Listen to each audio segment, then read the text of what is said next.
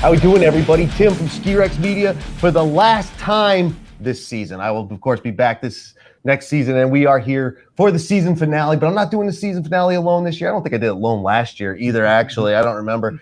But today we're doing it with a whole bunch of people, past guests, someone new. Alex, one of our friends here at Whaleback Mountain. Usually we talk to John, and John couldn't be here tonight, but we have Alex tonight. Alex, how you doing? Good. How are you? Good. Now, this dude's been out a ton. We just found out, so we're going to get into that. But let's bring in two of the other guests that we have who are here. We're still waiting on people. It's going to be a big old extravaganza. But we have Lindsay DesLauriers, boss lady of Bolton Valley. Lindsay, how are you doing? Great. Thank you. Thanks for having me. Excellent. Her episode was very, very popular during the season. Everybody loves Lindsay. That's great. And everybody also loves Wendy Clinch, the Ski Diva herself. How you doing, Wendy? Fine. Thanks for having me. Absolutely. I'll definitely have Wendy again. She has the second most downloaded episode of this season. So there you go. If you want to know who the first one was, it was Hathaway. I won't lie about it. And Lindsay was actually number 3. So there you go. But Jeff's not talking. He's busy out there with doing Magic Mountain stuff, whatever. So how are we doing, ladies and gentlemen? Are we doing good this year? Who wants to start? It's great. Yeah. I can give a little recap of Whaleback. I think it was a great season for us. It was my first season in the industry, which is really great. I made a change from managing veterinary hospitals over to the ski industry, and I can't say how happy I am. It's really great. The place is amazing. The community has been so supportive, and it's a really great place, and I'm just really happy to be here. We started off the season strong, and we went all the way through till we couldn't go anymore, until Mother Nature said that's enough and took away all our snow, but we had a blast the entire time. Everything went pretty well outside of a few hiccups, and we had a good time. So I'm proud, definitely, to have been here. Awesome. And Lindsay, Bolton's still going, I believe, correct? Well, we're not quite sure. Sunday was our last full day, and we're closed midweek this week. And then we're going to see what happens. We'd like to be open for one more weekend, but we're gonna have to see what the rain does, because we've got a pretty gnarly forecast starting Thursday. We do. We'll see. We're trying for another weekend, but we'll see. We'll see if we get there. I hope you do. Like, New England's taking a beating this year. It's not fun. And someone else who could attest to that, Wendy, you don't run a mountain. You probably could, but you don't. And I don't know if you'd want to, but you've been around. You've been all over the country this season, and you've been showing off. And it's been a challenging year. I mean, everybody knows that. The weather has been crazy. We were just talking before this broadcast started about out in California, how challenging it's been. I was at Tahoe for a little while, and they had a ton of snow in December, and then that was it. It just sort of went on hold, and so it was challenging for them. And here in the East, we've had lots of rain. I don't think I can remember a year where there's been as much rain as this year. It's been terrible when there's been, we've gone from the rain to the freezing cold, and then everything freezes, and then back to rain.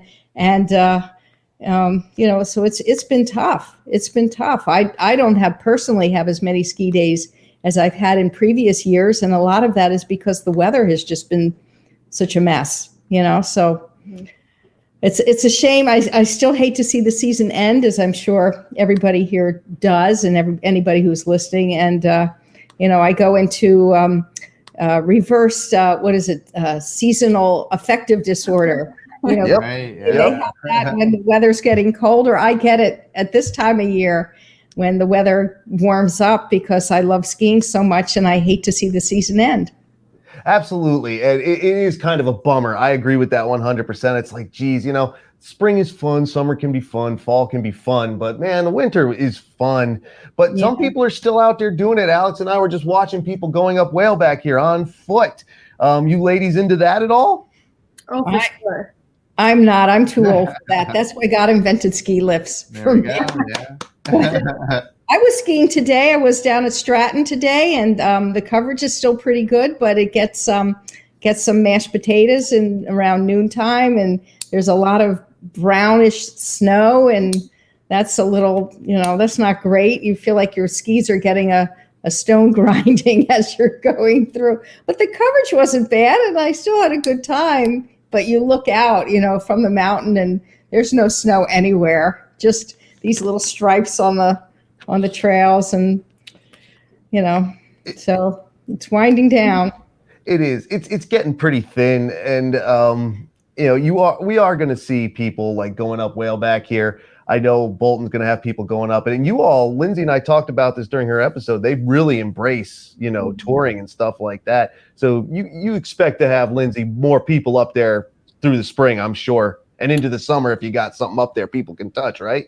Oh, for sure. As long as there's a strip of snow, people will be skinning up and skiing down. And saw people out there doing it today. I expect tomorrow will be pretty busy with the forecast ahead. So, we love it. I love spring skiing too. There's nothing quite like it. You can skin up a little tiny narrow strip, and my brother and I have a video. I think he posted it online. It was from a couple of years ago in May. Just connecting the dots. It was a really, really fun classic May ski day. That's great. A May ski day. May, wow. A couple of years. May's pretty good. That's something I can't say I've never done. I've skied late April, never pushed it into May. But that is what it is. And again, I don't know. I probably have the least amount. How you're at 91 right 91, now, Alex. Yep. 91. 91 days. Yep. I haven't hit anything like that since the 90s when I worked at Mount Snow in the afternoon. So I was out skiing all day, work at night, and just out of high school. So I had that, and that was American Skiing Company days for those who remember that. So I was also getting days at Killington and Haystack and all over. Nice. It was awesome, man. You have the advantage. You're here at Whaleback every single day. Right there, yeah. And now let me ask you, and because for me and Wendy, as people who are in the media, journalists, we're writing, we could say that skiing a run is part of our job description. For you folks who are in the management, is that part of your job description? Like, I gotta go. I have to run. I think so. Absolutely. I mean, especially a small mountain like this, I'm going to walk downstairs and someone's going to remember me and say, "Hey, Alex, how are the conditions today?" I'm going to tell you firsthand. I was out there at 1:45, took first chair, and you want to stick to this trail and get to the right side of it, rip that corduroy, and get back over to the left side for those bumps on the way down. So that's part of my job description for sure. If I keep my radio on me and I'm skiing, I'm still working, Just clocked in. Yeah. What about you, Lindsay? Same thing? Or do you not get out as much? I can't honestly say I get out every day, but I try to get out as much as I can. And, definitely I really love getting out there and seeing the conditions and, just sort of keeping my eye on things too, like seeing what trails are open and closed. And do I agree with those assessments all the time? And important. Yeah. Yeah, just seeing how everything's kept up, make sure everything's looking good. And also, I think it's nice to go around and say hello to everybody who's working. So absolutely. Yeah, I think that's huge. The other thing that's been helpful for me as someone that is into uphill skiing is, I'll arrive at 10 a.m. and we don't open till 2. So I'll work till noon and then I'll skin up and, take a lap or so in a half hour and back down and I'm working again. So that's been a big advantage for sure. Nice. See, that's awesome. And that's great. Like I said, Wendy and I, we don't work at a mountain anymore. I did. I don't know if you did, Wendy. Did you ever put in time? I have. I've had a couple different part-time jobs, but okay, that's it. But because of that, now we don't have our office isn't on a mountain necessarily, but then that gives us the opportunity to go everywhere. Did you get a lot of travel in, Wendy, this year? I mean, I know you went to California. I was in Tahoe, so I skied a bunch of the resorts there. I've been around Vermont quite a bit. I live about 7 miles from Okemo, so I go there quite a bit. I have a pass at Bromley. I have the Icon Pass, so Killington and Stratton and Pico, and so I've gotten around. Sadly, I have not made it to Bolton this year. That's crazy. I know. I've never been there either. I hope you stay open this weekend. I really wanted to. And hopefully that's on my list for next year. I really have to get up there. It's a little bit of a drive, but it's worth it. So I really want to go. So I have, and I've been into Maine, Saddleback. I got there for the first time. Very I don't know if you folks have skied there, but anybody who hasn't, it's a treat. Mm-hmm. I mean, it's It's way up there. Oh, it is. Yeah, that's for sure. It is. I've only been there one time, but it was closed. So I skinned up, and they were closed, and it was an amazing place. So I'd love to. I thought Sugarloaf was up there, but Sugarloaf is great too. this is beyond that. Wow, And, very cool. But an amazing mountain, and I definitely want to hit that again too. Anybody who hasn't been there definitely should go. Put it on your list. Yeah, and the town of Rangeley is really cool too. It's a nice, quaint town. It's a nice little town. Rangeley Lake is beautiful. It's a good spot for sure. It's beautiful there. Mhm. It's beautiful. The thing about, go ahead, Wendy. But I was just going to say it's a little bit of a challenge getting there because it's very remote. And the drive, we drove there from Sunday River, and it was this road that was very narrow and very rutted and a lot of frost heaves, and the temperature outside was -12, and there's no cell service, and you think, oh my gosh, if my car breaks down, this is it. You're not passing any buildings. It's very remote, but that's part of the charm, I think. And it's one of the reasons why it isn't so crowded like some of the other resorts, because it is off the beaten path, and those are the ones that you really want to get to. The beautiful thing about Saddleback is that's almost a true Cinderella story. Like that thing was shut down for 5 years, and then I don't know about for all of you, but when I knew a lot of us who heard who was buying it, just a big investment company that just reopens business. That's what they do. Skiing, the ski industry, I feel, is very specialized. So if you have the wrong person running it at the ground level, it's going to tank. I like to talk about the Hermitage Club. That criminal was running that place, and it tanked. Now the person running it and the group that's running it, they know what they're doing. Now it's awesome. So I thought, hey, Saddleback, it's going to tank. These people came in swinging. They're like, look, here's all the money in the world. Put it up. Yeah. And now I haven't heard a single bad thing about the place. Yeah. They have a high-speed lift there now that they didn't used to have. This is my understanding because I'd never been there before, and it really is very, very nice. And I got to say, I actually have had the opportunity to connect with Andy Shepard, who's running the mountain up there a bunch of times this year, because there's a lot of similarities between Saddleback and Bolton and what we're trying to do in terms of looking to the future and thinking about planning for the future. And it seems to me like Saddleback is in great hands. I've been so impressed talking to Andy, so impressed with his vision. I think, his experience is solid. He seems really competent. He seems like the right man for the job. So I'm really optimistic about their future. And I got to say, he's just a nice, collaborative, helpful person. So I think it bodes well. That's awesome. I love hearing it. And again, I've talked to various people who run these mountains. It's not really a competitive thing. It is a cooperative thing. They all work together.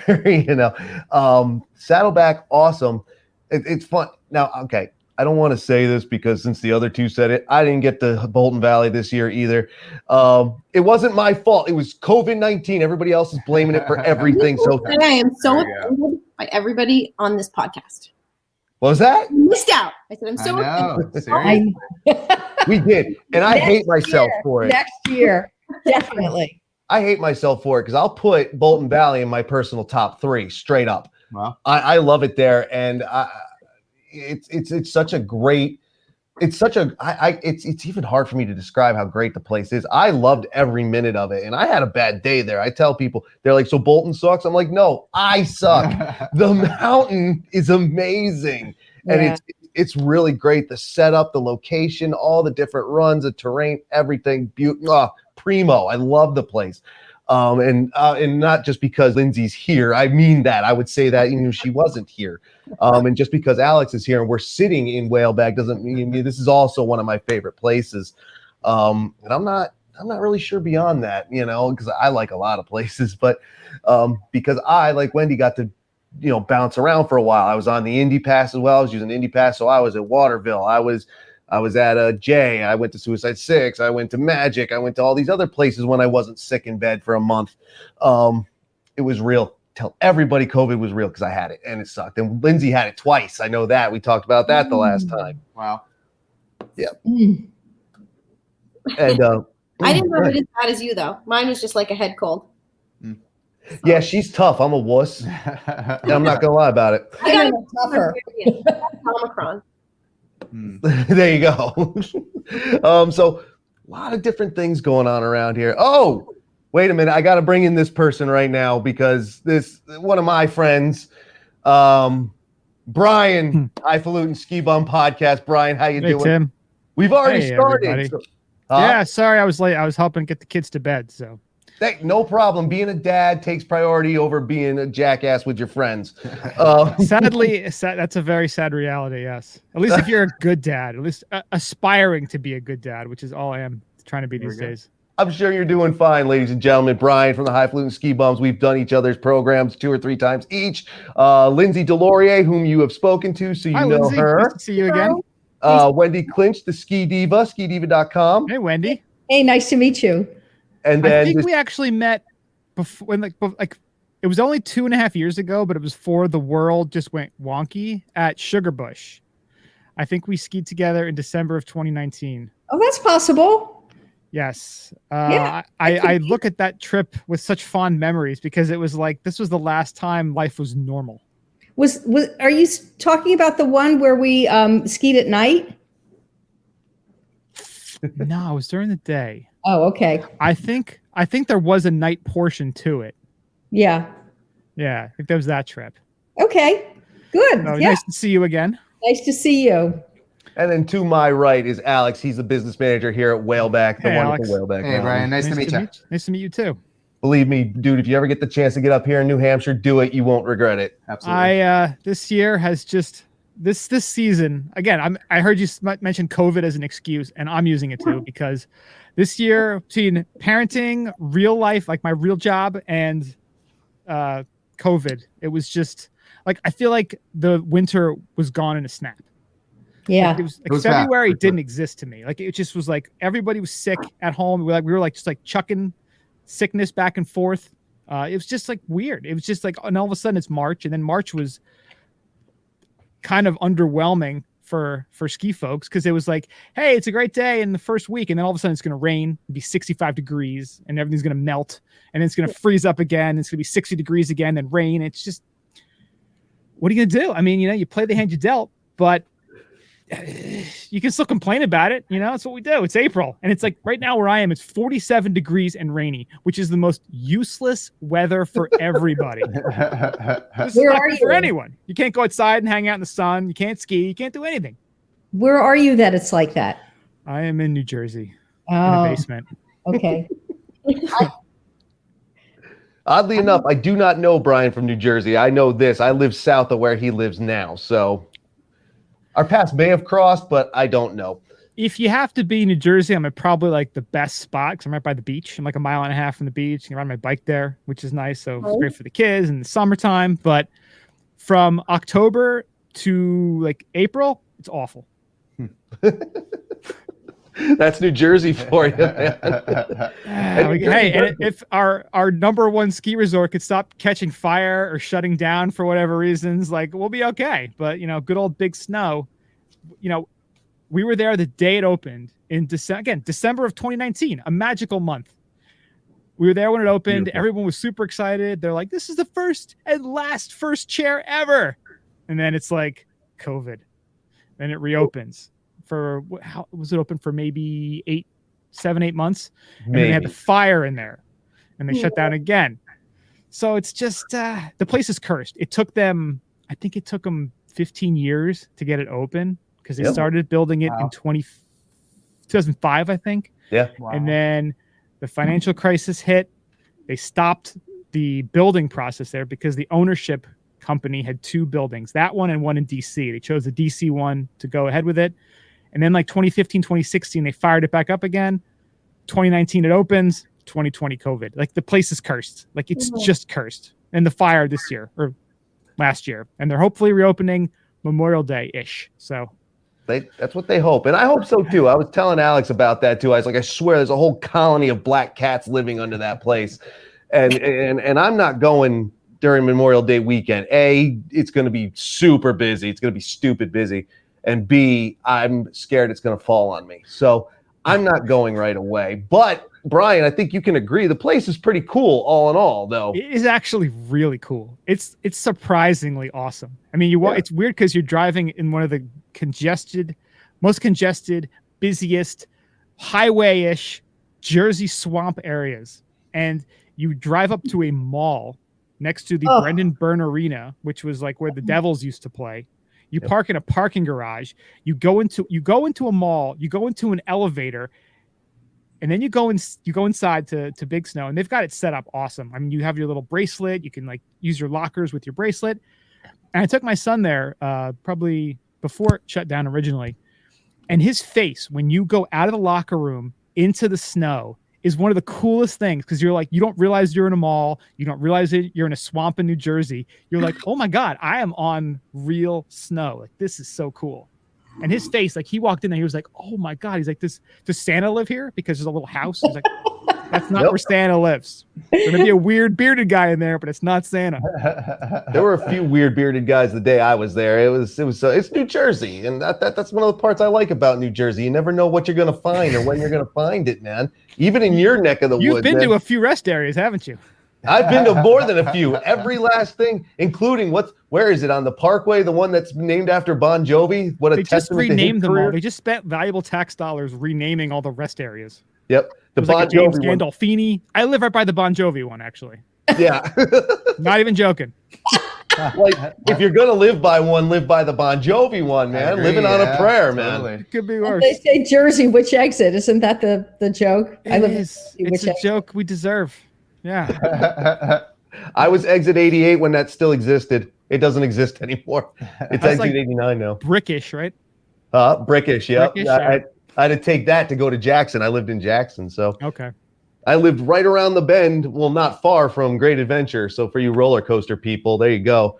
I didn't live far from there. In fact, when the baboon escaped, I went looking for it. That's how close I was. Is it like Jurassic Park? Oh, it's totally like Jurassic Park, except not nearly as cool. It's kind of, I mean, the animals. Probably scarier, actually. I found some crazy stuff in the woods of New Jersey. Let me tell you, like, I'm pretty sure I saw the Jersey Devil. Like, I've seen some strange stuff down there in the Pine Barrens and stuff. Ooh. It's a different world. But for us here in New England, we understand deep woods. We get it. Bolton's in a very rural spot, though kind of near the interstate. It's not connected to it. But all that's being said and all that fun, Brian, as you said, your season's not going exactly as you planned. And that's what we were talking about is if you would recap, say what's been going on with all of us. You got up here, though. You got to Killington at least, right? I did back in December. Yep. Was it in December? It was December. It was right before Christmas, which it was like a tradition like my wife and I had for the longest time, trying to go like as early as possible in December when there's good snow to get up to Killington, because we did a share house there for a bunch of years. But it was weird this year. The 2 days we were there, the one day it was like 50. And then the next day it kind of froze over. And the day we left is the day it snowed. Yep. Yeah, of course. Sounds about right. I was at Killington last week, and it was really good. Was it? It was very good. Yeah. So they're destroying the lodge there now. I saw the video clips. Yeah, they are. And that whole area there's a big fence that goes around in front, and you know how difficult it's always been to get from the Superstar lift over to the gondola. You have to kind of hoof it across. Yeah, you have to maximum speed up and pole and everything, and it's even worse now. I took off my skis and just walked because it's tough. It's tough, but ultimately it'll be better. I think the new lodge is standing right there. You can see it, and it's set back a little farther. Well, obviously they built it behind the old lodge, so yeah, it was due to open this past season, right? Had the world gone as expected, and yeah. And then I don't know. Is it doubling the capacity or 50% more? Like it's big. It's a good size. Yeah, they're adding a third level to it, I believe. Yeah, so there is. It's massive. Yeah, it's a big lodge. Yeah. I mean, I guess they need it. If anybody's ever been to Killington, I mean, we all have. We've all been there.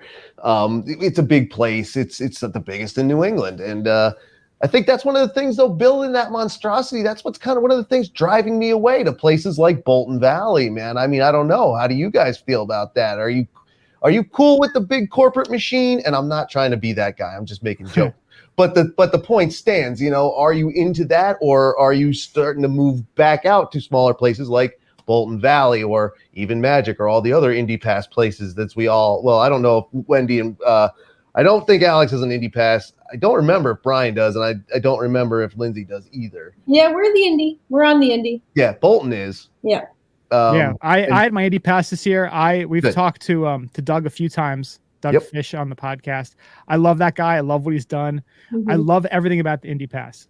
We've been to probably at least 4 or 5 of the places in the last 2 years, and you know, like I was thinking about this before before this podcast started, and it's almost like what's happening in the world, or in America right now, at least, the whole like the rich getting richer and everyone else scrounging for everything else. It seems like the ski industry, that's exactly what's happening at this time. Because you're just seeing, I mean, there was a note about, I guess Icon Pass had some messaging that there's reservations are going to be at certain resorts now. Yeah. And you look at what's an Icon Pass, $1,000, something like that, to pick that up.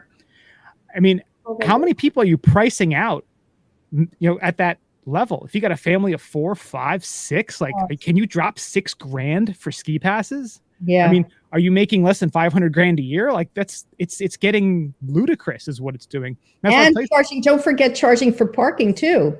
Because if you're at Killington, you can buy the Fast Pass where you can skip the line for another 90. I don't think that worked out the way that they thought it might, but you know, Mount Snow put in paid parking this year. Parking, yep.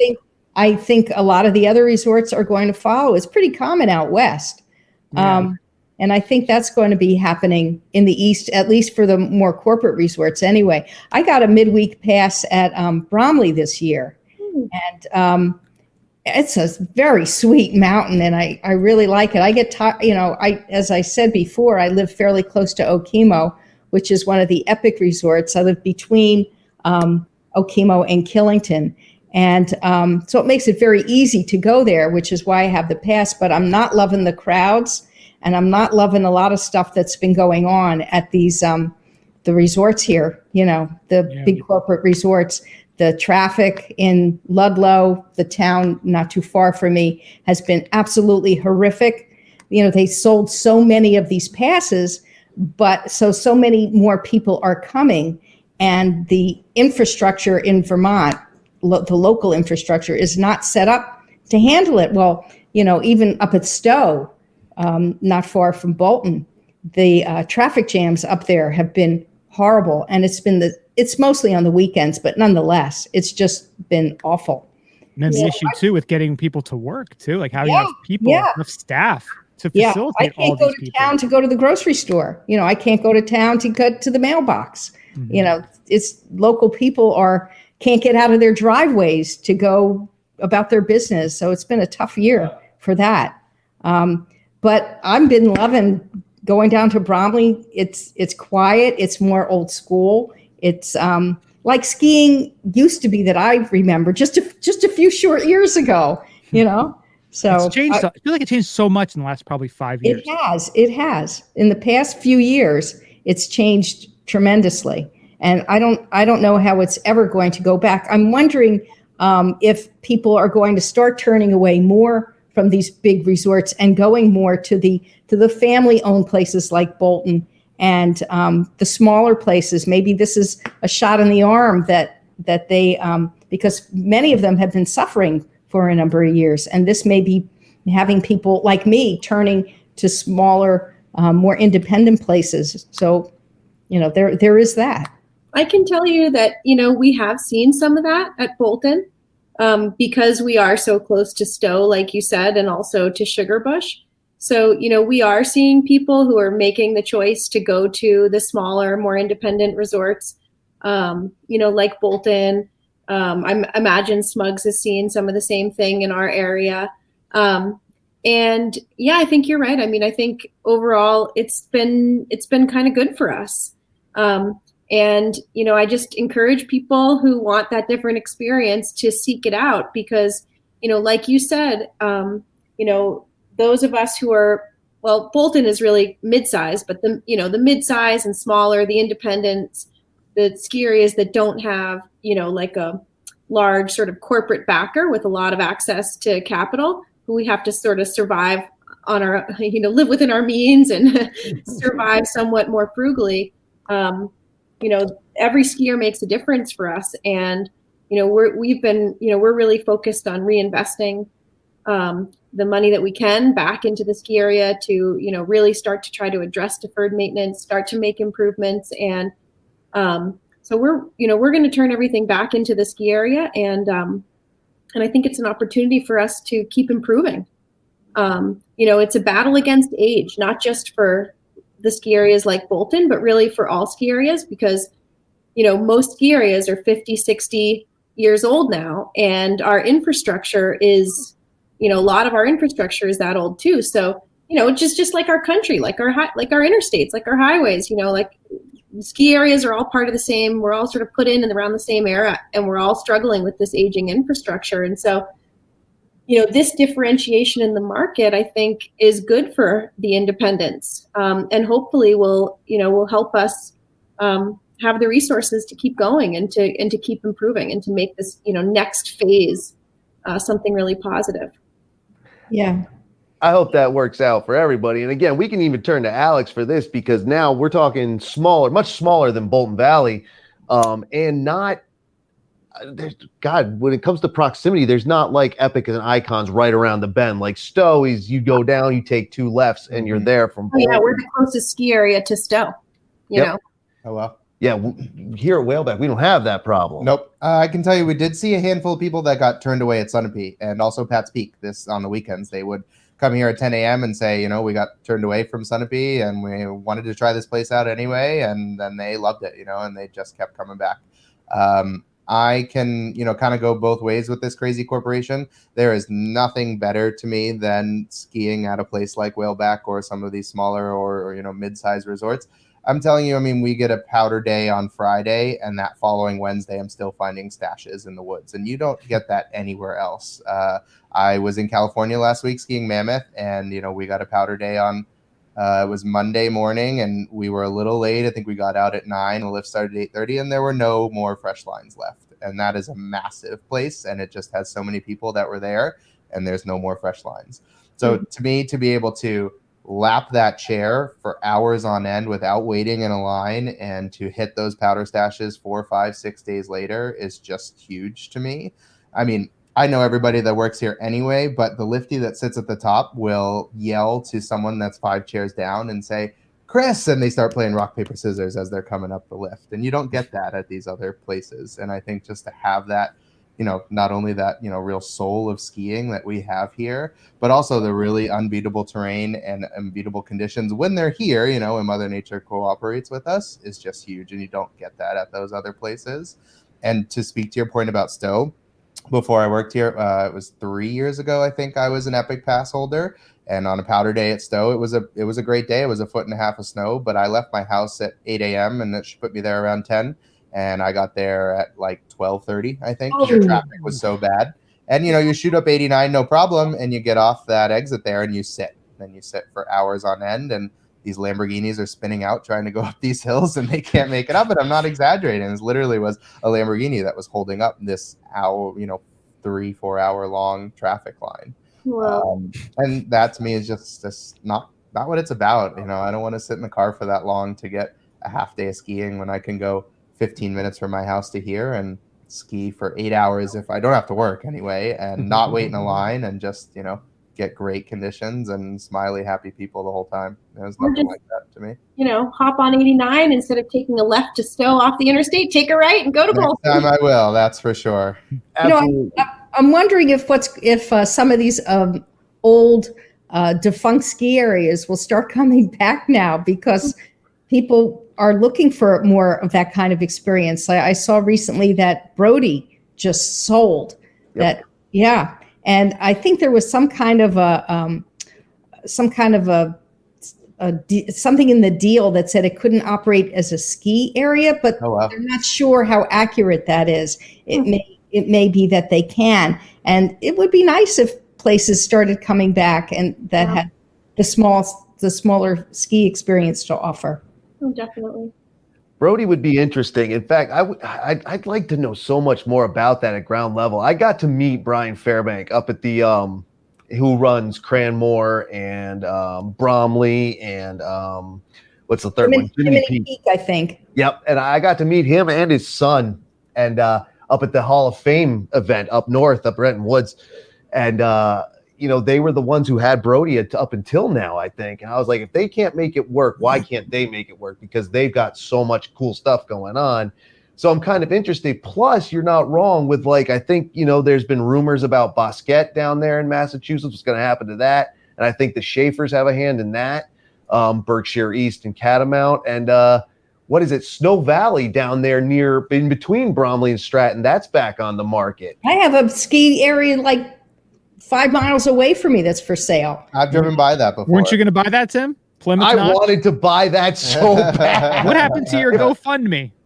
Oh, yeah. I'd like to think I could get $7.5 million via GoFundMe and open Ski Rex Media Mountain Resort and then just have, like, you people come, nobody else. Well, I have Round Top right here on 100 that's been for sale for years. And it was operating as a small private resort for a few years. And but it just didn't make a go of it. But it's for sale now if anybody's interested. I've been up there. The lodge looks nice. Yeah, the lodge is fairly new. I mean, it's not the original lodge, but I think it's been for sale for, I don't know, 5 or 6 years. They're only asking, I think, $6 million. Wow. Is it down to 6? Down to 6? I think it's 6. When Brian and I were making jokes about this last year, which is what he's referencing, check out all of our episodes where we each guest on each other, High Falutin and Ski Rex Media. It was like 7.5 at that point. And I was like, I would love it. There's also one on the other side of Rutland that was up. The whole mountain there's nothing left of it really, but it's like $1 million, like flat. Like, there's houses that go for more than that in and around Killington. So it's like, man, you're not wrong, Wendy. There's all these places that are defunct and some people are still using them. I mean, you all know of Hogback down there in Wilmington, right? Sure, yeah. In Marlboro. That's still, people still go up there, cut the trails back, and it's a Skinner's paradise up there. And, seeing that as a little kid, I've never seen it open, but apparently people have been skiing it the whole time. I skied there when I was a kid. There you go. Yeah. Yeah. So exactly. I think you're right. I think these smaller places you're going to start seeing them make a comeback just because people have had it. And again, we're not being super haters. I want to say that now, like, we like these places too. We've all skied Killington. We've all skied at Mount Snow and Stratton and Sugarloaf and Sugarbush and Sunday River and you name it. And we've all been there. But we're starting to gravitate towards the places where we can actually do it and not have to do it bumping elbows and stuff like this. And again, Bolton Valley is another one of those places. I went there on a powder day that I didn't even realize it was going to be a powder day. I was driving in snow. It took me 3 hours to make an hour drive. There was so much snow. And man, what a beautiful day. There were no lines. There were no nothing. And it's not like the place was empty. Parking lot was full, but there were still no lines or anything. It was wonderful. What a wonderful place. I love the place. Not just, and again, Brian didn't hear me say this, but just so everybody hears me say it, it's not just because Lindsay's sitting here that I'm saying that. I love the place. And I would put it on top of anything in the state any old day of the week, including Mount Snow, my alma mater, so to speak. But yeah, so we do love it, but we do love our independence. And Lindsay, you said, I think back during our episode that you were very into how well the Indy Pass was working, not just for yourselves, but as in general, right? Is that right?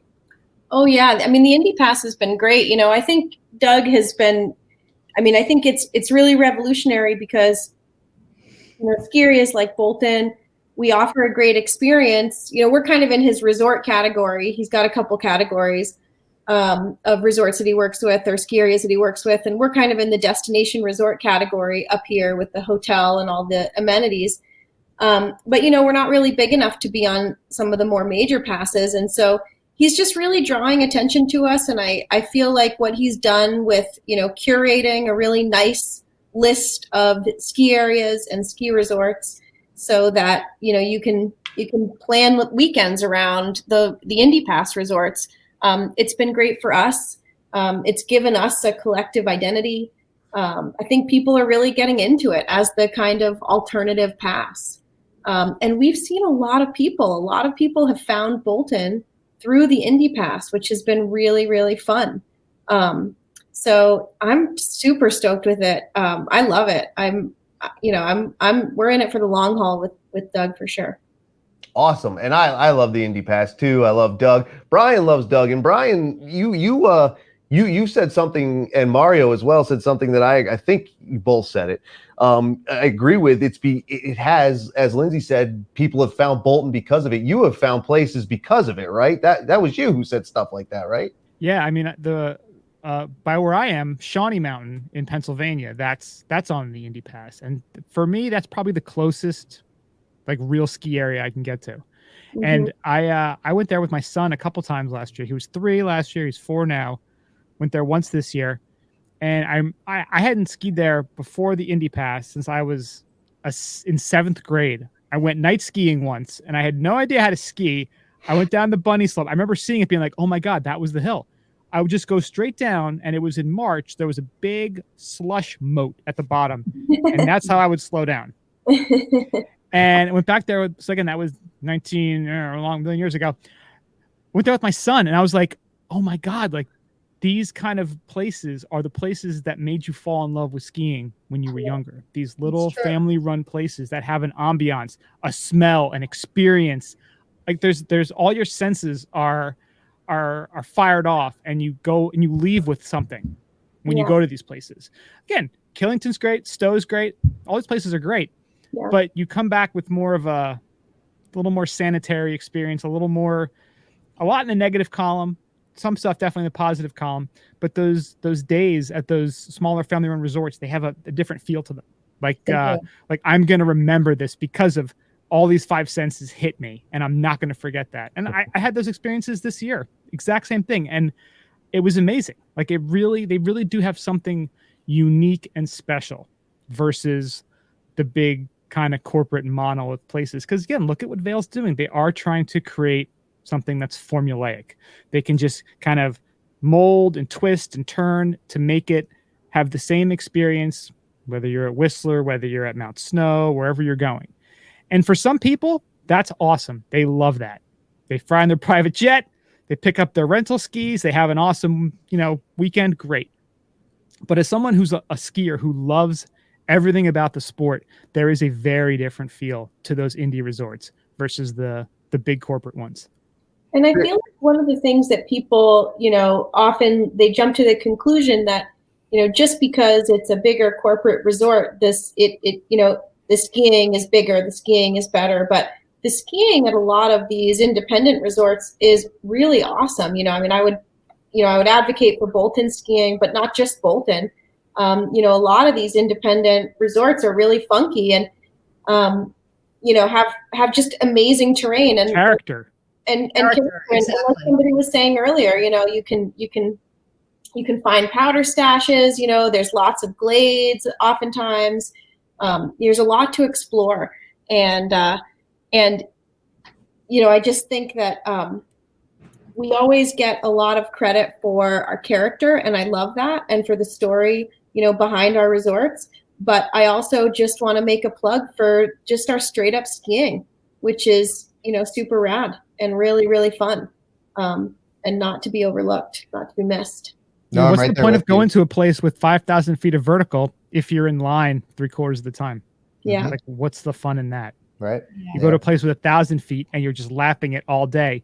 You're having so much fun. Your legs are burning, and you're creating memories, stories, adventures. And the other thing too that like with the high speed quad, the high speed lifts, which are fun, which are awesome. You can, if you are there and there's not huge, massive mega lines, then you can get up the chair a lot faster. But one of the things that comes along with that oftentimes is trail congestion, and sort of a crowded skiing experience. And so one of the things that I love about Bolton is no matter whether it's our busiest day or our slowest day, you have room on the slopes. to have that kind of unobstructed, free skiing feeling where you're not afraid of running into people or this or that. And you can always, have even that solitary experience, even like I said, when our parking lots are jammed and, we're at our max capacity, it's like the fixed script lifts. There is something to be said for the skiing experience that they create. Yeah. The high speed lifts tend to deliver a lot of people all at once to the top. Yeah. And, then they're all going down at the same time. And I think that's contributed a lot to unsafe conditions at a lot of these places. I know it seems to me that there seem to be more collisions than there used to be. And I think one of the reasons is that because they're just so much more crowded than they've been in the past. All these people coming up these high speed lifts and getting out at the same time and getting onto the trails at the same time. And especially on the East Coast where, our trails tend to be narrower. We were built for fixed grip lifts. We were built for a certain uphill capacity. And, a lot of skiers have done a lot to widen their trails and so on and so forth. But, you can only do so much. And so, sometimes it can feel like a bit of a mismatch. Not to say there aren't advantages to it, but the downhill can be a little more fun, I think, with fewer people on the trail. Well, one thing about congestion too, and kind of goes back to the conversation a little bit earlier, again with the pandemic, a lot of people who could now work remote have gravitated to ski towns. That's for sure. That's true. And again, people who may have been just, weekend warriors or come up once a month were like, hey, I'm just going to move to Killington or to Waterbury or to Ludlow. And then they're just there. So yeah, I can attest to that because we have a lot of people who have just come and they've come to escape the pandemic and they've just stayed, and they have every right to do that. They own the house and they certainly can do that, but it does make for more crowded conditions than there used to be in the past. And you look at the real estate, the cost now, if you do want to buy something in a ski town, I mean, it's doubled in a lot of spots in the last 2 years. It's crazy. It's crazy. Yeah. And a lot of folks are taking them, making them Airbnbs, which, I mean, is that good? Is that bad? I mean, that's a very debatable topic. Yeah. I know Breckenridge had like they were trying to get some sort of ordinance passed because so many people were buying those properties and then just making them Airbnbs. Like, my local town of Plymouth just put in an ordinance like that because it's out of hand. Yeah. I mean, it's really just, it can't be great for locals. I mean, you can attest to that. Yeah. Values are going up everywhere. Places like Bolton are not immune from that either. Yeah. Good. I've seen definitely a difference in powder days just this year at some of the larger resorts. You can hit it on a Wednesday when we happen to get a big storm and you think, great, there's going to be no one there. And there's, less people than on a weekend, but there's certainly more than there used to be. So definitely, I think the pandemic and people being able to quote work remote and, respond to an email on the lift, for a quick moment, and that's considered working. That's changed what a midweek powder day has been at some of these larger resorts for sure.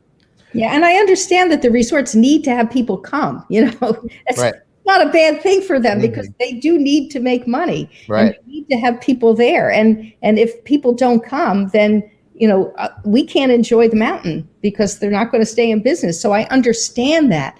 But I think that there has to be something done about some of the capacity issues that at least some of the larger mountains are facing. And they don't seem to be willing to do anything about that. It seems that they're just in the market to sell as many passes as they can. And, while it's nice that people can afford these passes, maybe they couldn't in the past. And some of them, some of the prices can be pretty good. But, then you have the downside of that is that so many more people are coming and that the mountains are so much more crowded. And you do get the issues we were talking about before, the traffic and the unsafe conditions on the slope and things like that. So there has to be some way of regulating that hasn't really been explored or done or even delicate dance. Yeah.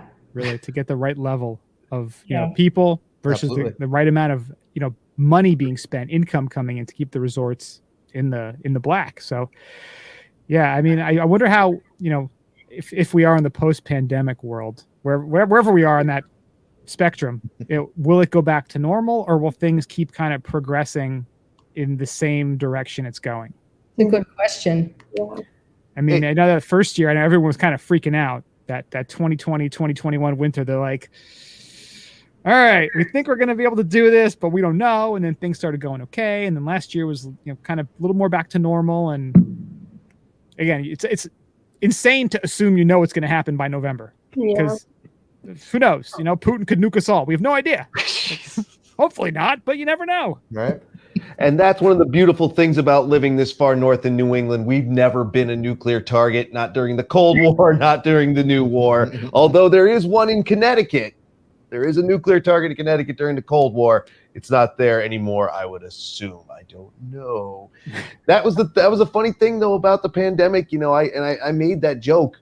Being here already, people were running for the hills, and I was like, I didn't have to run for the hills. I was already here, and said it jokingly, but you're not wrong. Wendy said it, and we've all agreed with it. People came and they didn't leave, and I called them leaving. I was like, they're not going to like it here, because to live in New England takes. You have to want to live here. Alex and Lindsay and Wendy could probably agree with this. Living rural, it's not for everyone.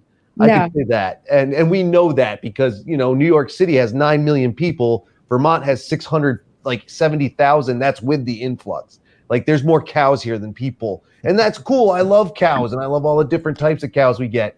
But they just never left, and it has caused some issues, especially during ski season. And Lindsay's right. The experience at a place like Bolton, even though you have that, you can be alone. And I've been on those lifts where there's been people in front of me, people behind me. I get off, I go 200 feet down a trail, turn around, and I'm alone. Same thing here at Whaleback. We're riding that double chair, and people go one way, I go the other, and then I realize if I fall and get hurt, I'm probably stuck here for a while. I'll scream. I don't care. I have no shame. I am a wuss. I'm a wimp. I admit it openly. But it is a much different experience. And for places like Bolton, for places like Whaleback, and I love it here. It's like Alex and I were talking. It has so much more than you realize. Like it has a lot of the same draw that like Mad River Glen has. That place isn't big. That place isn't corporate, but that place has a huge draw because people ski it if you can, and what that may or may not actually mean. But this is very natural too here. And again, Bolton, you can find the same stash, the Glade stash and all this other stuff. It's a different experience. And I think it's the experience people want. A friend of mine has actually said people want an honest experience. Mm-hmm. And his thing was, and we were talking to Bill Bennion down there at the Hermitage Club about this. Mm-hmm. People don't want the dishonest experience. Just you have the website now, but the brochure and a flyer that has all the fancy pictures and all the, après stuff and all this, that, and the other. But what can you ski? And people want the more honest experience. And you get that at places like Whaleback and places like Bolton Valley, and then other small places as well. Magic Mountain has a huge reputation for that. They come correct. This is what we are. Come enjoy it. And that's what you do. And the thing is, I don't know who said it, but the snow is just exactly the same. And I always think that's funny. And I don't know if you all could agree with this, but just for the sake of geography, you're down there, you got Stratton here, Bromley here, Magic here, and then Okemo up over here. The snow is all the same. So why go to the bigger place? People are like, isn't it different? Isn't it not as good? I'm like, it's exactly the same. Lindsay, Stowe, and Bolton, they're right next door. You could get to one from the other, couldn't you? Walking if you wanted to up through the woods. Yeah. Oh yeah, we ski from Bolton to over into Stowe. With you gotta have your skins on, but sure, it's a frequent, common occurrence over here. Huh, I didn't know that. So there you go. Like it's the same stuff. Just go to Bolton. We didn't go this year because we're all lame and sick and whatever. And it is one of the greatest places in Vermont, personally, I say.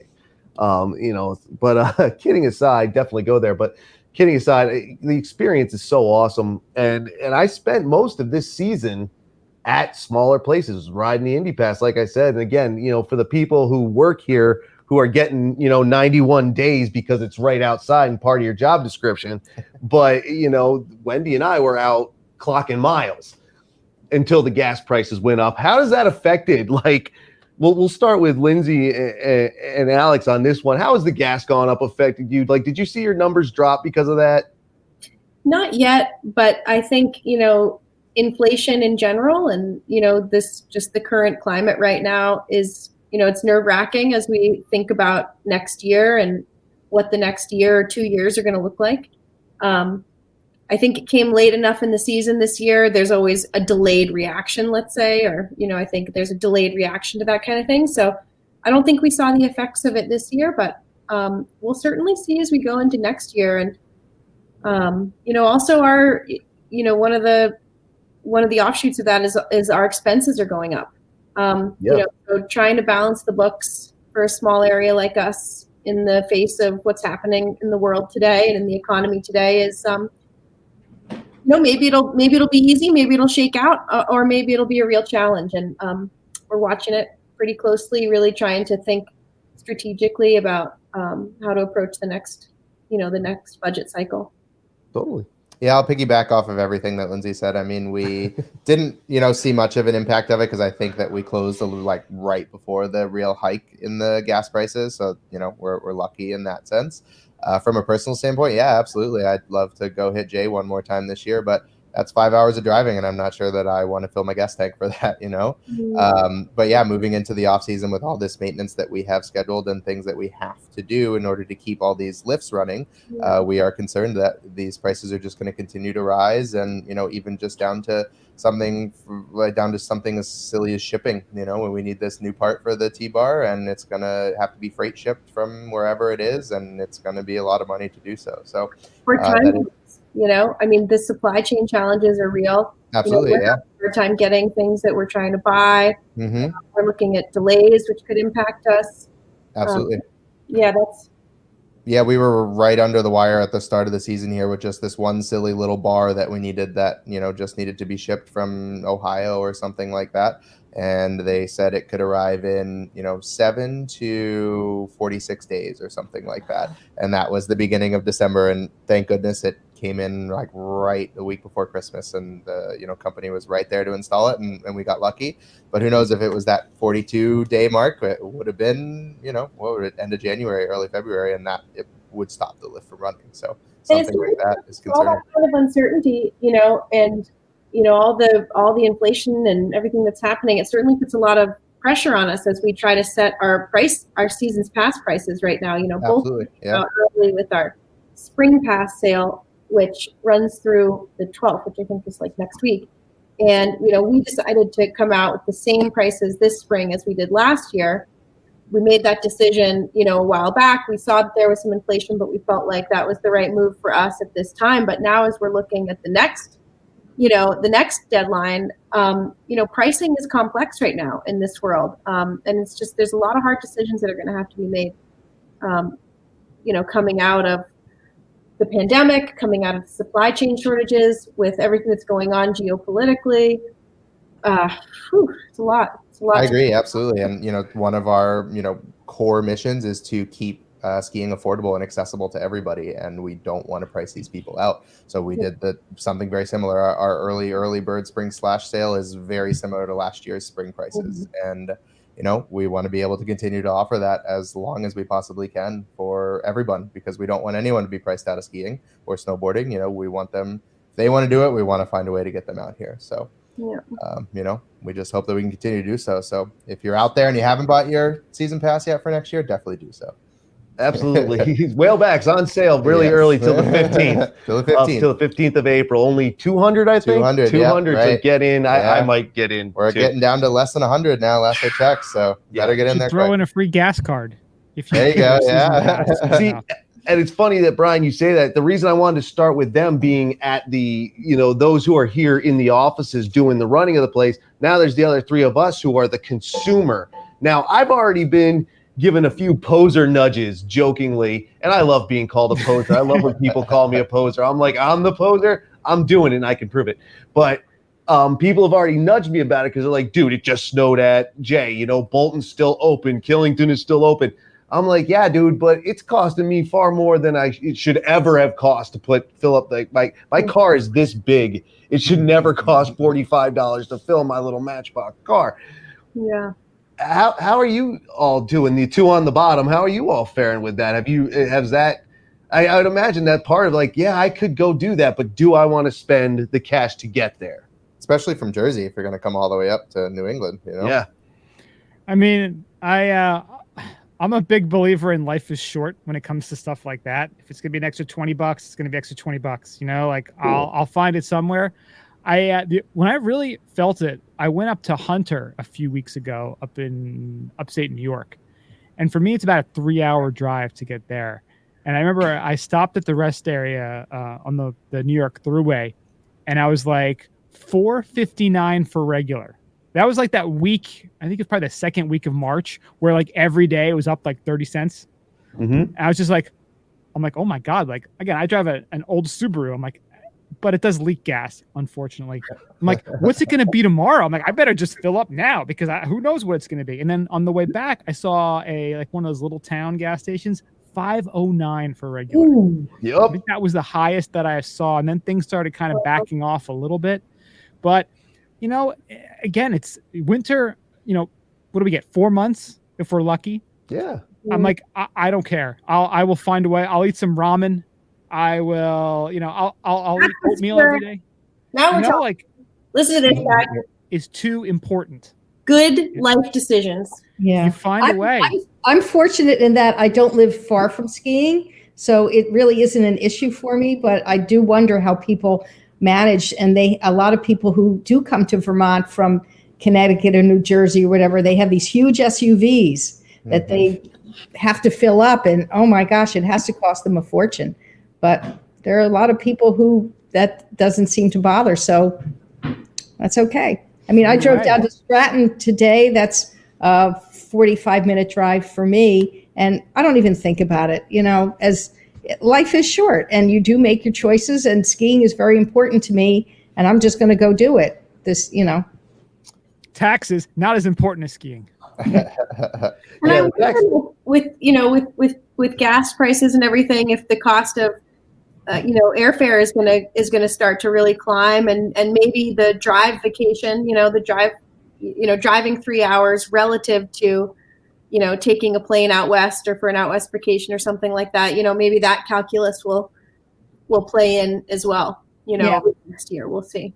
Oh, yeah. And I agree with that, too. It is all location. Like where I live in Vermont, nobody would ever for 1 second think of that as a ski town, because it's not. It's not Dover. It's not Stowe. It's not Waterbury. It's not, any of the other ones. But I have Whaleback here 15 minutes from my front door. Mm-hmm. I have Suicide 6, 25 minutes. I have Ski Queechee, I guess, if I really want to go there, like 15, 20 minutes. Just like Wendy, I'm in the center. I can abuse just about any mega pass and make them wish I didn't buy it, because I will be down to $1 a day after you do the math, because I can. I could be anywhere. I'm only an hour and 15 from Bolton when it's not snowing. I also, like Alex, I'm 2.5 hours from Jay, but Jay is out there in the middle of nowhere. That's a special case. Like that's worth the drive, though. Worth the drive. Yeah. Oh, totally. Yeah. It's a beautiful drive. Yeah, I caught the 31 inches on March 14th and 15th there this year. It was amazing. Absolutely amazing. Nice.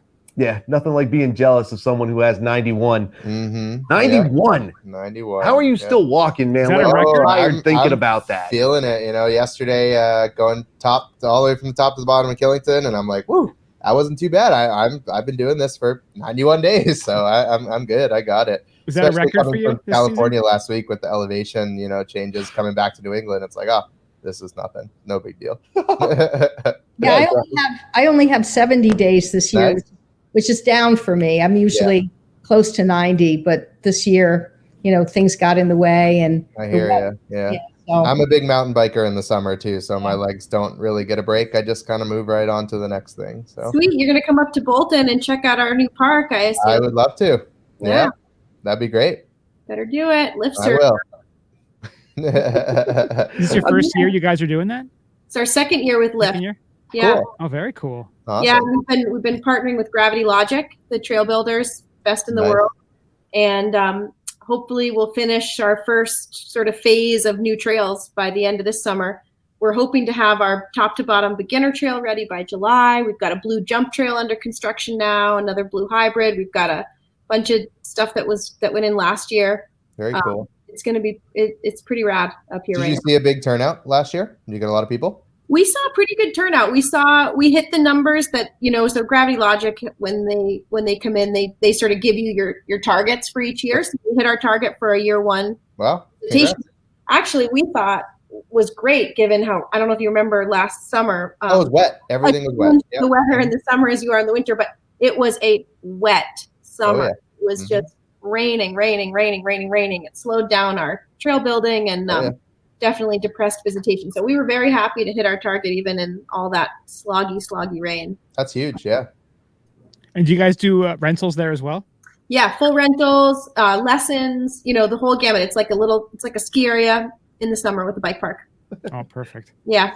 I bought a mountain bike. I've mountain biked for a while, but I bought right before the pandemic started. Actually, right in that first month, March, I had a buddy who was working at a ski and bike shop. He's like, I can get you a bike at cost. So I'm like, I'll just buy this Cannondale freaking dual suspension mountain bike. Sweet. Because why not? And it's like a $2,500 bike, and I've been on it twice. Well, you gotta come up to Bolton and let me know when you're coming. And it's gonna be so fun. I'm dying to get to that area in the summer because years and years ago, my wife's family, there was like 13 of us. We rented a house in Burlington on Lake Champlain, and we still talk about that vacation. This was like probably 2008 or 9. You got to do it again. And not just because we have LiftServe, which is obviously awesome, but there are public access, cross-country networks all over the place. Cochrane's talking about little, groovy, cool ski areas. They've been putting in trails, all free, all public access. There's Richmond Mountain Trails. There's trails in Huntington, Heinsberg. I mean, you name it. There's trails everywhere in this region. It's a total mecca over here with some amazing riding. So that's awesome because my wife has never mountain biked. Like she's a skier, she's athletic, and I'm trying to be like, listen, I guarantee you will love this. And that's where Bolton, with the curated bike park and the rentals and the lessons and the green trail and the lift is going to be perfect to come up, get on a bike, get comfortable, then take it from there, into all the public access and the trail networks where you're climbing and descending and doing the whole thing. So you guys got to come up. We'll have it in July. So come make a plan, come up July, August, get her out. I would love that. Yeah. I'll be there. That's for sure. We got kids. We got summer camps. I mean, it's like we got it all. That's great. You have daycare? Well, our daycare I actually wrote an op-ed about this because for us, like the biggest and worst casualty of the pandemic has been our childcare center. Unfortunately, we've always really prided ourselves on having childcare 7 days a week, for the community and for guests who come up. But I will tell you, the teacher shortage with the pandemic has decimated our childcare. And right now we're barely hanging on to take care of our employees' kids, which is our first priority. Yeah, I talked to Stephanie from Smugs a couple months ago, and she said the exact same thing because they're the big family resort up there, and that's what they were always priding themselves on their childcare and their ski programs for kids. And she said the exact same thing. It's the little ones that we're having the hardest time with, the true childcare. If your kids are old enough, if they're old enough to be in the summer camp programs or in the lessons, we've got all of that. And even with our summer camps, we do daily drop-ins. But, if your kid's like 2, 3, 1, we're really struggling with that, young toddler age group. Yeah. Yeah, my son's going to be 5 in August, and my daughter's going to be 2 in September. So I think maybe we can bring a grandma to watch the little one. The 5-year-old can get into some of the programs. It's not every week for the youngest kids, but if you check on the website the weeks, the 5-year-old could get in to some of the weeks. That would be so cool. He actually just at school yesterday, he has this whole big scar on his face now, or scratch, because he decided on their nature walk, he was going to walk with his hands in his pockets and face planted. Good. Awesome. So this is the kind of kid he is. Did you give him a Strider bike? Does he have a Strider, the pedal-less bike? He has one. Yeah, he was starting to use it last year, and this spring, I'm definitely getting him a regular bike. I'm yanking the training wheels off immediately, and he's going to have to figure it out.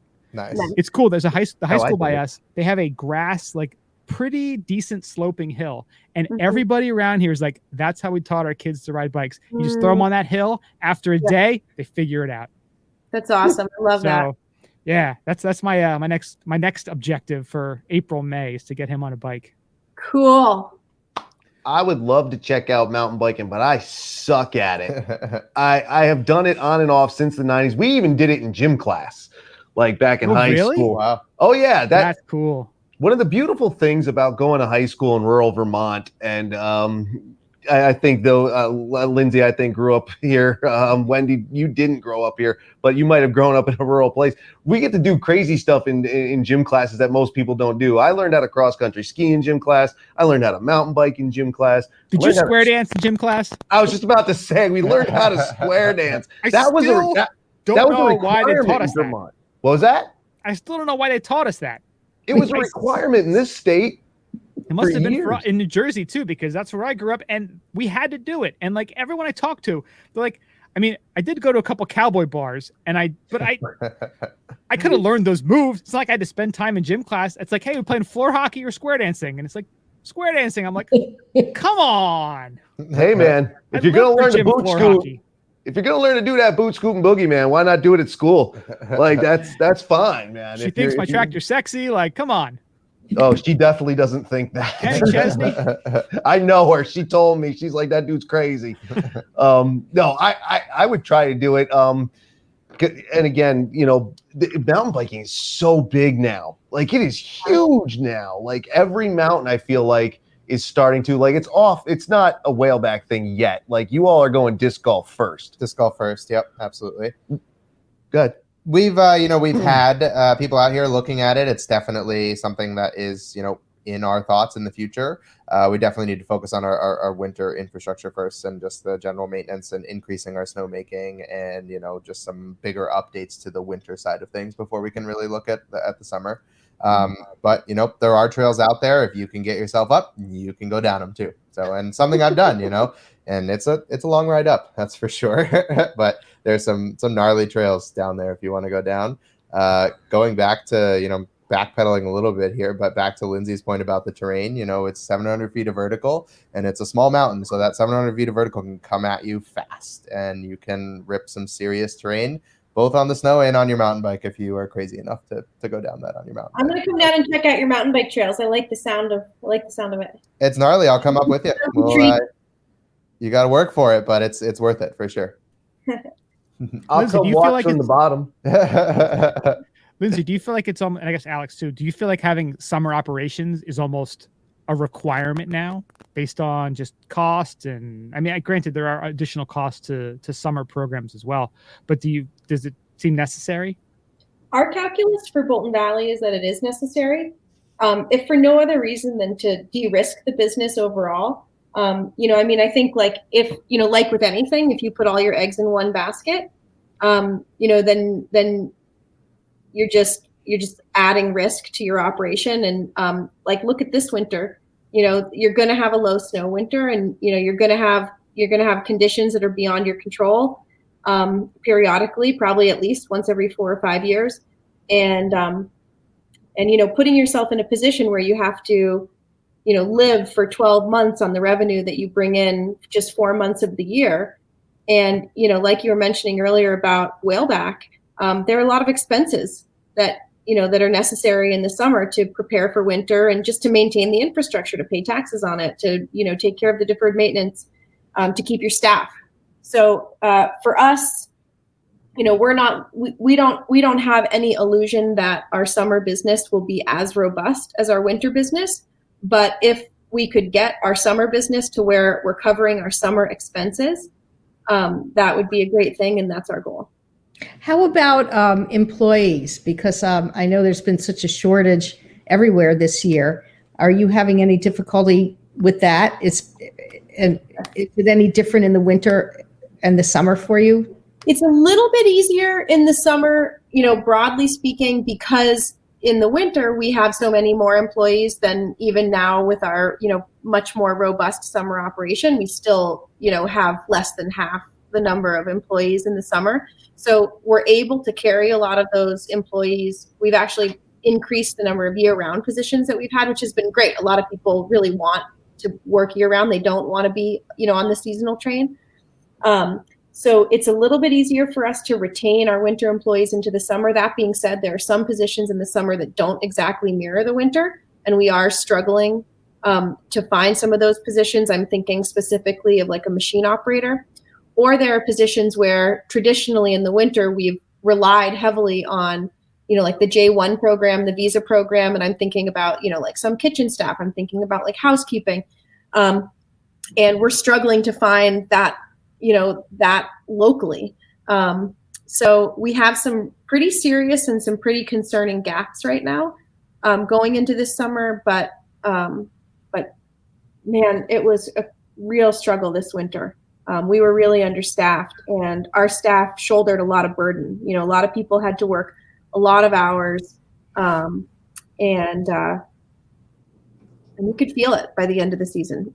People are always tired by the end of the season, but this season, it really did have a different feel for us. A little bit less joyful, I think, because people were working so hard, and also in part because there wasn't as much snow. And, when you work at a ski area, you really have to give it your all. It's not an industry for the faint of heart. It takes a lot of work to operate a ski area, and a lot of energy. And, but it's kind of offset by, like the Monday, Tuesday, Wednesday powder days where you get the mountain to yourself and you're taking laps, on your lunch break, and, you get big rewards. And so in a year where there's a low snow year and, and you're so understaffed, it's just, it was a taxing year for us. Yeah. I hope things will change. Are you going to go into next winter with like a different mindset then, kind of based on the experience of this year in terms of how to staff up?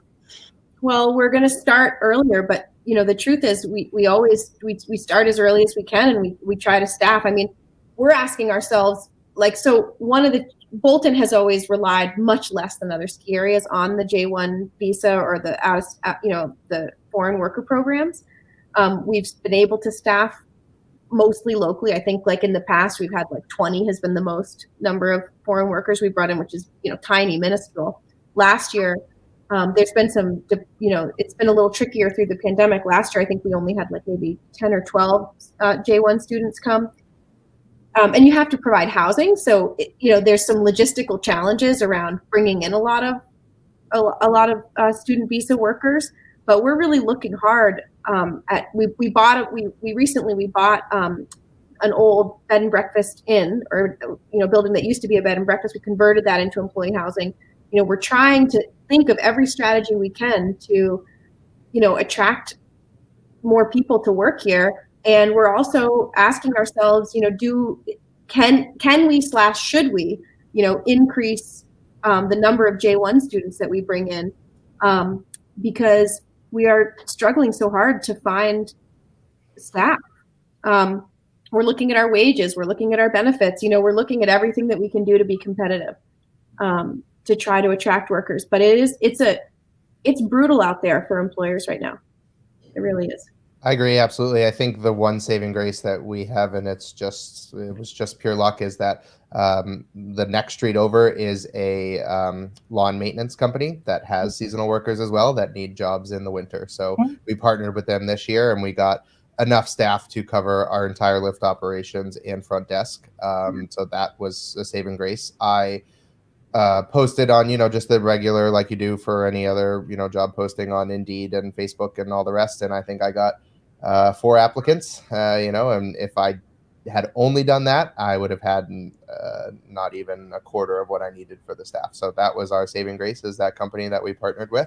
Yeah. But outside of that, I mean, ski school was tough to staff. We started off pretty strong with enough people to make it work. But then the moment that someone was sick or there's something in the family or anything like that, it was me out there teaching lessons. It was John out there running the lifts, and that's part of it, and I'm happy to do that. And I love getting out there and doing every little aspect of this job.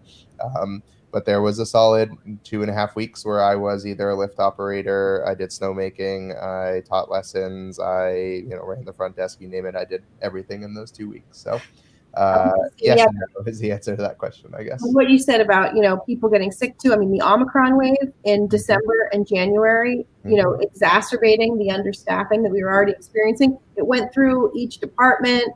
It felt like every department had their turn. We had to, reduce hours. Like you said, everybody was trying to be everywhere, but we just couldn't operate. I mean, we had, it was, it was crazy. I will say though, on the flip side, we're lucky. We've got a lot of people who've been with us for a lot of years. So we have a really awesome base of, core staff. Our core team, we call it. And man, those people, they're amazing. They'll just, their heart is in the place and they'll step up and do everything. But, one human being can only do so much for so long. Absolutely. You got to buy a lawn company. That's what you got to do. Yeah. You really do. Yeah. That's the move. If you want to work in the ski area, fun. Cutting trails in the summer, making snow in the winter. It's so fun. Well, they offer it both ways too. They said if you have any other seasonal employees that need a summer job, you send them our way. So it's a good partnership for sure, and we're lucky that they're right there. See, awesome. You could, anybody out there listening to this or watching, you can help these mountains out because people talk about how expensive it is to ski. The best way to get the best deal in skiing is to work for the mountain. You can say, but if I'm working there, will I have the time? 91 days. Alex had 90. Yeah, believe me. And when I hit 100 when I worked for a ski hill. So help these places out, get the job, go in and work at that. And since we kind of brought it up, and since we're crossing the hour and a half mark here, what do we see for the future? We can start with whoever wants to start with that. I know exactly what I'm going to be doing next season, but or I'm going to try to do. What about you all? Personal or business, it doesn't matter. Well, we're going to make some snowmaking upgrades this year. Nothing like a low snow year to reinforce the value of a good snowmaking system and improved efficiency. So we're going to be making some investments in snowmaking this year. Obviously, we're excited about the summer. We're excited about our mountain bike park. We've got a new outdoor pool, some other cool things in the works for summer. Very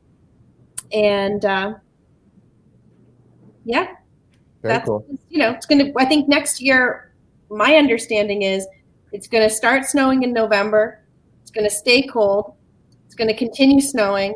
It's going to be powder day after powder day all season long is what I've heard. I like Did you it. get the Paul Richards Almanac already? I like the way you think, Lindsay, and I hope that is what happens because we could sure use a better winter than this year. Exactly. We're for it. We paid our dues this year, and right. We'll be skiing the POW. Absolutely. We're doing the same thing, investing in snowmaking and grooming. That's our biggest focus in the off season. We have some pretty serious mountain ops updates that are coming that are still kind of in the works that I can't talk too much about quite yet, but I think it should be pretty huge and definitely help us get out there on the snow sooner and get out there longer and, spread people out a little bit more. So I think that's going to be huge.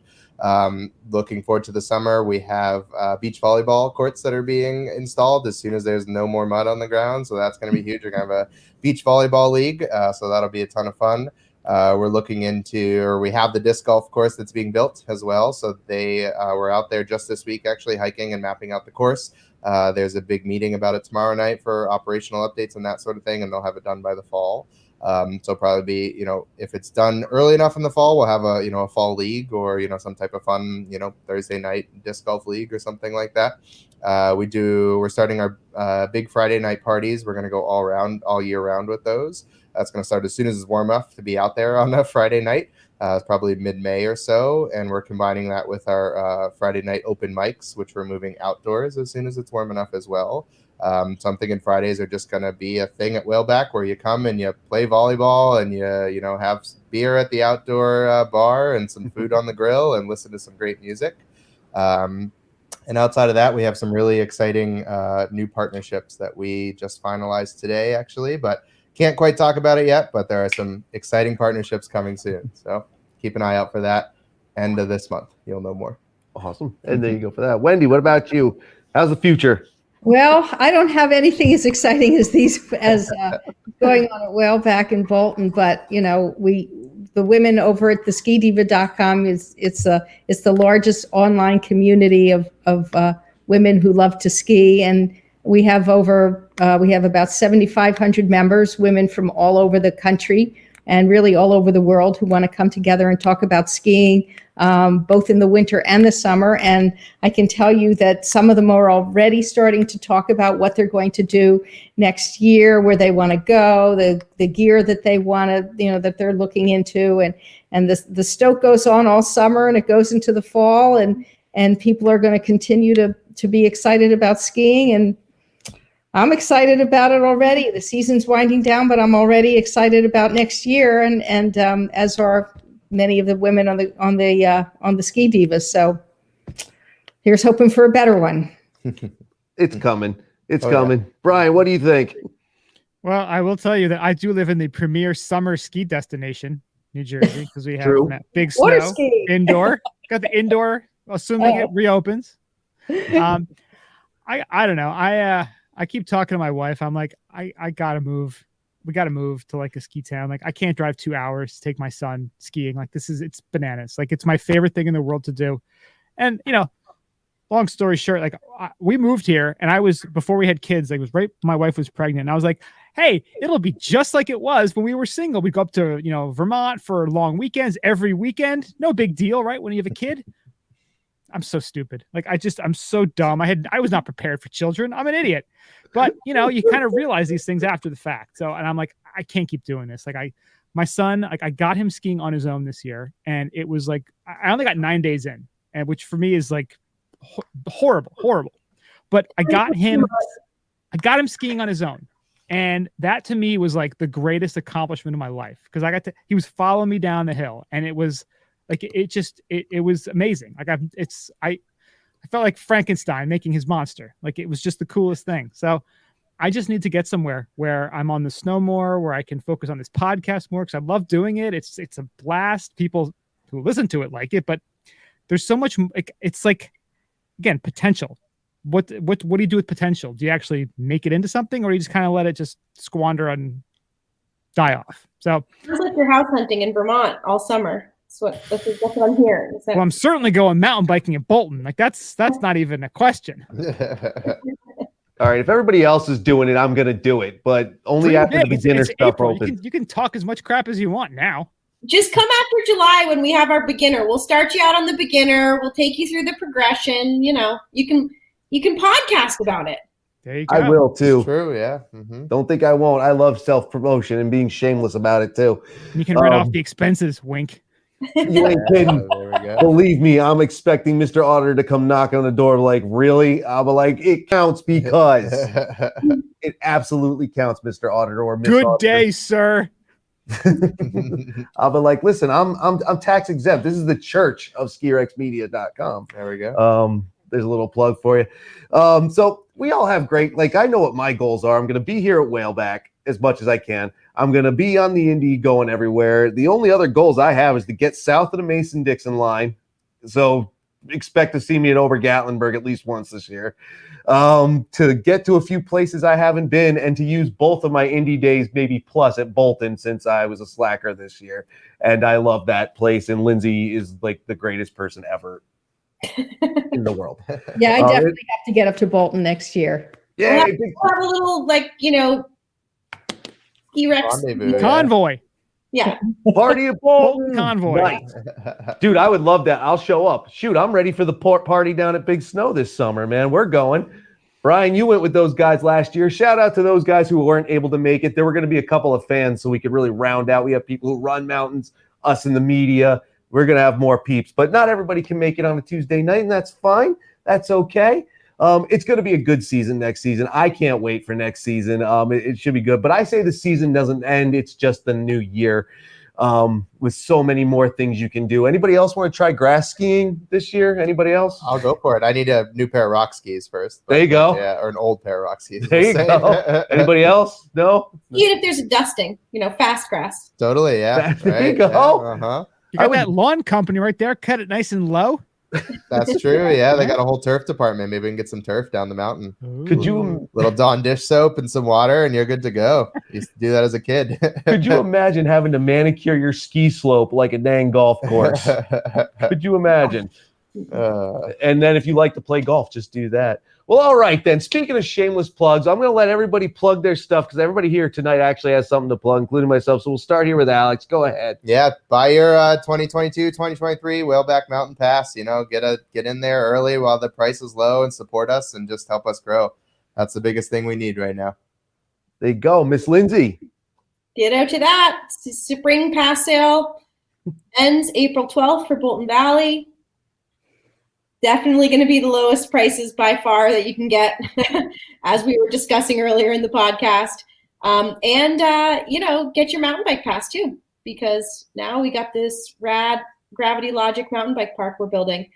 And also, I would just say, if you are engaged and you're looking for a venue and you want to get married in the mountains, check out Bolton Valley. We've got 2 really beautiful wedding venues, and it's just a lovely place to be in the summer. So there you go, Very wedding cool. at Bolton. Yeah. Miss Wendy. Well, if you are a woman and you love to ski, and it doesn't matter even if it's summer, winter, fall, spring, whatever, come over to the skidiva.com and register and join in on our great discussions about anything and everything ski related. It's a great community, great people, and it's a lot of fun. There is some good stuff coming out of there. I'm not a woman, but I sneak on there and read things over people's shoulders. So, but it's great. Wendy does a lot of good things, and Wendy also has 2 fiction books as well. So I think it's just 2, right? Yeah, I have 2. I wrote 2 Ski Diva mysteries, but they came out a while ago. One is called Double Black, and the other is called Fade to White, and they take place in a small Vermont ski town, and they're fun. They're very light and they're very fun. I love it. I'm going to get them. Awesome. Yeah, you can find them on Amazon, and they are fun. Yeah, they're on my summer reading list too. Yeah, I wrote 2, and I had a 2-book deal, and it kept me busy during the summer. But then other things came up in the summer, and I just kind of got out of it. My husband is the real deal with writing fiction. He's had a number of books out, and he's kind of the real thing. So, yeah. And there you go. And then Brian. Everybody knows who you are too, but it's like they know who everybody else is. But why not plug something? Check us out, skibumpodcast.com. We do our pretty much weekly show, almost year round. We kind of take a little time off in the summer, but we try to keep the stoke going. We call it your weekly audio ski trip. It's me and my partner Mario. And again, we started it in 2015, and our lives were both very different back then, but we've kept it going. We've added new listeners, and we love to keep doing it. So we're going to keep doing it till I have no idea. So I appreciate if you check us out. I think you'll dig it. I think you will too. I'm a fan. I do listen. And actually the fun thing, I was thinking about this the other day. I was just catching up on you and Mario, and I listened to the Holly Flanders interview. And that was fun for me because I spoke to her first on Ski Rex Media. So I'm not saying, I got her first. What I'm saying is because it was her earlier in the season, Benji Alexander, also you guys talked to him. I did as well. Doug Fish, Lindsay. It's fun to be able to talk to these folks, do the work part, and then hear a completely different interview with them because it is completely different. Brian's program and my program are completely different. And geez, God, when these 2 came on my program the last time, it went off the rails completely wild. It was a lot of fun. We do have some fun synergies though. And I still think Doug needs to have that title belt, like the championship belt for the person who has the most epic Indy Pass days. There should be one person who gets a belt for the next season. Most days. There we go. Yeah. Like, we need Vince McMahon in here to make us a belt. So we got a belt guy. We actually found one. So I'm not anywhere near the belt myself, but I'm going to be working on it next season. Think about that for motivation. Oh, that's total motivation. I want that thing sitting on my dang mantelpiece. Also, Yawgoo Valley next season, ski Rhode Island. I'm there. There we go. That's my goal. I've never skied Rhode Island or Maine, but I'm getting them both next season, right? Well, thank you guys for my season finale, because like Brian said, they take a small break in the summer. I do also, so I can actually, write, which is what I like to do anyway. So that's what I'm going to be doing. Thank you, Miss Lindsay DesLauriers from Bolton Valley. Check that out, boltonvalley.com. Alex here at Whaleback, a partner mountain of mine, my home mountain, whaleback.com, skibumpodcast.com over here. I'm actually pointing at Wendy now, skidiva.com, all that. To also check out their past interviews, though this was Alex's first time. Brian and Lindsay and Wendy have all been on there and all very popular. Thank you all. Thank you all for listening and watching. This was awesome. Thank you, guys. Thanks. Yeah, everybody wave to the camera. Fine. That's great. That's cool. Yay. And then we'll see you out there, either mountain biking, skiing, disc golfing, whatever it is. Maybe I'll run into you at the grocery store. Later, everybody. Good night. Good night.